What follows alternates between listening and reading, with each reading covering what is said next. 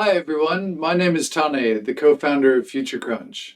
And at FutureCrunch, we talk a lot about adaptability, how to thrive in a rapidly changing world, how to improve your adaptability quotient, what we call your AQ, how to identify what's relevant, unlearn obsolete knowledge, and make a conscious effort to change in real time. So given that it's February 28th here in Melbourne, I'd like to share with you a key skill to improve your adaptability called adopting the February 29th mindset. Now, sounds a bit weird, right? But you actually know a lot about it because in 2020 we lived through it.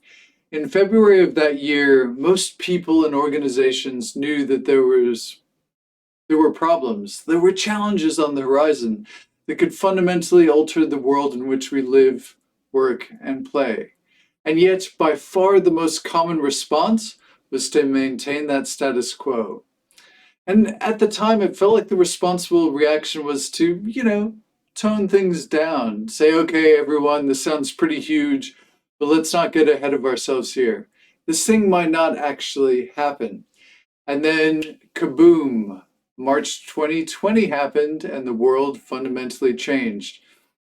Suddenly, people were saying things like, holy crap, the scientists were right. Pivot, drop what you're doing, burn it all. Where's the toilet paper? Why didn't we prepare for this earlier?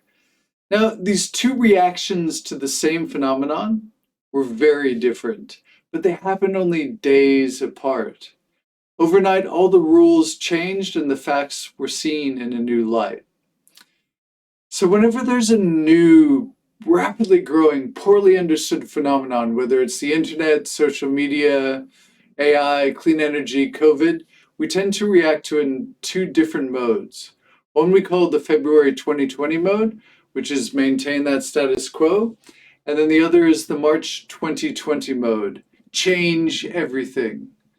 To be adaptable, the trick is to enter a space between those two distinct reactions, to effortlessly shift between the spectrum of unprecedented change and business as usual. So, can you hold two ideas in your head at once? Can you envision two potential realities and be prepared for both? The answer for someone who's adopted the 29th mindset is always yes, because they actively identify the new innovation, the new trend that is going to change their world, their industry. So what's the next rising tide? But at the same time, they remain composed and anchored and ready to ride the next wave. So I think we all need a little bit more of a February 29th mindset in our world to help adapt. Because let's be honest, if you don't like change, you're going to like irrelevance even less. Anyway, thanks for tuning in. Lots of love from Future Crunch.